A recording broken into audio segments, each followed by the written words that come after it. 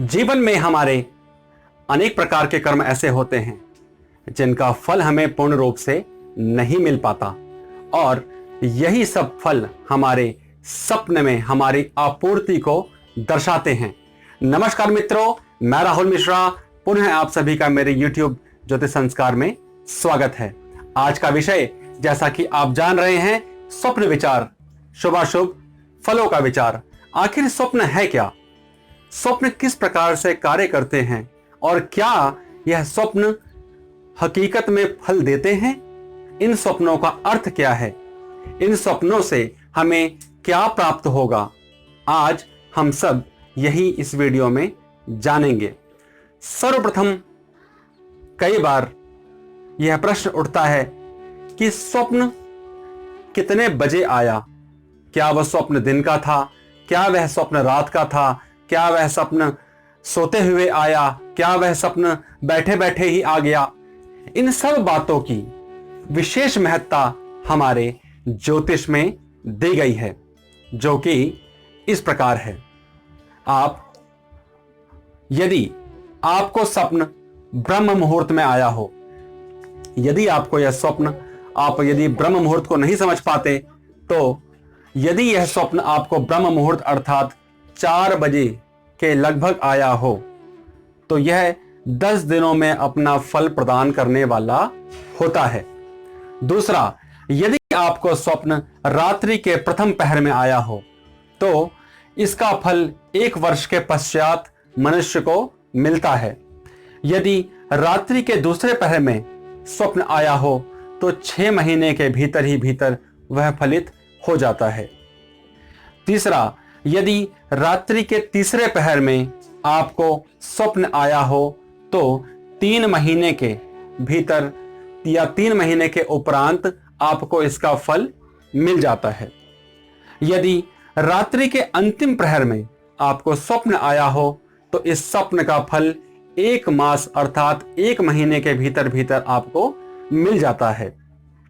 यदि आपने स्वप्न दिन में देखा हो, क्योंकि शास्त्रों में दिन में सोना अनिवार्यता नहीं माना जाता, इसलिए दिन में जो भी स्वप्न देखे जाते हैं वह विश्वसनीय नहीं होते हैं।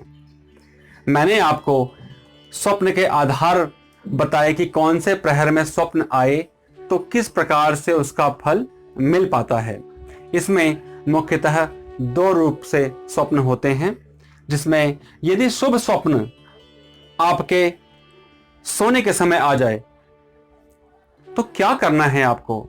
यदि वह स्वप्न आपको सोते हुए आया और वह स्वप्न आपको शुभ लगे, तो उसके बाद आपको सोना नहीं चाहिए, क्योंकि जब भी स्वप्न शुभ होते हैं तो उसके बाद परमात्मा का नाम स्मरण करना चाहिए और उस रात नहीं सोना चाहिए। इसके विपरीत यदि स्वप्न अशुभ हो, वह स्वप्न आपको पीड़ा देने वाला हो, तो ऐसे में आपको सो जाना चाहिए। लेकिन यदि वह स्वप्न बार बार आपको दिन में भी परेशान करता हो या बार बार आपको स्वप्न की याद आती हो, तो आपको उस स्वप्न के बारे में अपने गुरुजन को अवश्य बताना चाहिए। लेकिन यदि स्वप्न शुभ है तो किसी से भी चर्चा नहीं करनी चाहिए। जैसा कि मैंने यहाँ पे लिखा है, किसी को अपना स्वप्न नहीं बताना चाहिए। वह किस कथन में है कि यदि स्वप्न आपका शुभ हो, यदि स्वप्न अशुभ हो, तो एक बार अपने गुरुजनों से जरूर सलाह लें, राय लें, मशवरा करें कि इस प्रकार का स्वप्न मुझे दिखा तो इसका अर्थ क्या होगा। यदि वह स्वप्न अशुभ हो, तो मुख्य रूप से आपको गायत्री का पाठ, स्नान आदि और अनुष्ठान आदि गुरु के निमित्त रहकर करना चाहिए। इसके बाद मैं आपको कुछ स्वप्न के बारे में बताता हूं, जिनका आप जान पाएंगे कि फल क्या होता है। पहला, यदि आप स्वप्न में मेहमान देखें, तो इसका अर्थ होता है कि आपके घर में आकस्मिक विपत्ति आने वाली है। दूसरा, यदि आप स्वप्न में अर्थी देखें, इसका मुख्य कारक है कि आप अब रोग मुक्त होने वाले हैं। तीसरा, यदि आप ऑपरेशन देखें, तो इसका मतलब रोग का पहचान होने वाला है। चौथा, इम्तिहान देखें या इम्तिहान करते हुए देखें या इम्तिहान में फेल हो ऐसा आपको प्रतीत हो तो यह शुभ फलदायी होगा और आप इम्तिहान में फेल नहीं होंगे। इमली देखना अर्थात घर में संतान या पुत्र की प्राप्ति होना।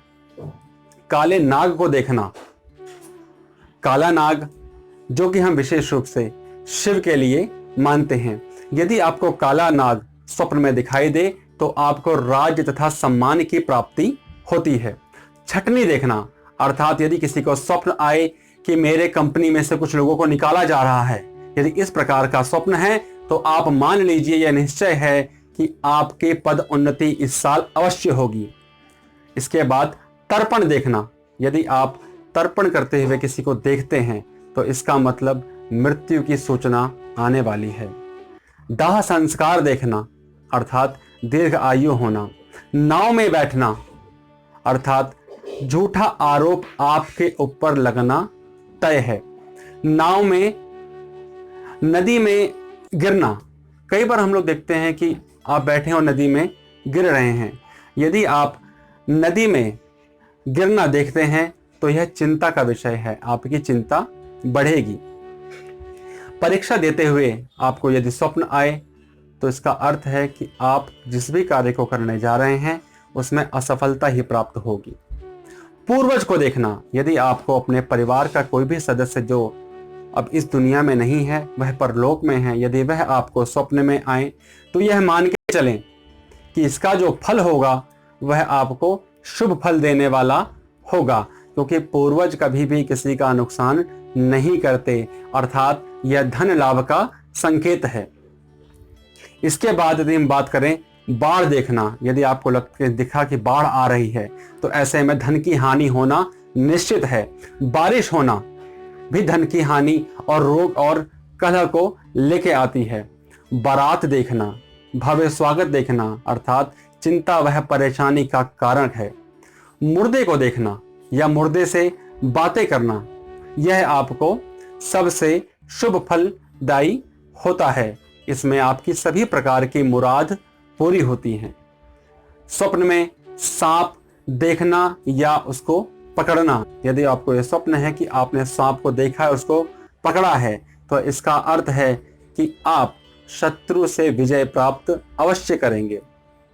इसके बाद शीशा देखना, यदि स्वप्न में आपको शीशा देखते हुए स्वप्न आता है तो आपके सभी प्रकार के रोगों का नाश होता है। हवा लात देखना अर्थात धन की वृद्धि होना या हर जगह से मान प्राप्त होना। पराई स्त्री देखना, यदि स्वप्न में आपको पराई स्त्री दिखाई पड़ती हो तो यह संकेत है कि आपके संतान को कष्ट आने वाला है। रेत पर चलना शत्रु से अधिक हानि होने का संकेत है। इस प्रकार के बहुत सारे स्वप्न हमें आते रहते हैं। मैंने कुछ स्वप्नों का विचार और उनका फल आपके साथ बताया है।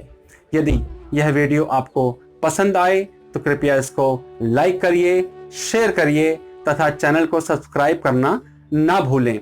यदि यह वीडियो आपको लगता है कि यह किसी प्रकार का हमें उद्देश्य प्राप्त करने वाली हो या हमें किसी जो हमारे पास अभी तक क्वेश्चन थे कि यह स्वप्न किस समय देखा जाए तो क्या फल प्राप्त होता है, तो कृपया इस वीडियो को अपने दोस्तों मित्रों के साथ अवश्य शेयर करें ताकि उनकी भी सभी प्रकार की दुविधाएं दूर हो जाए।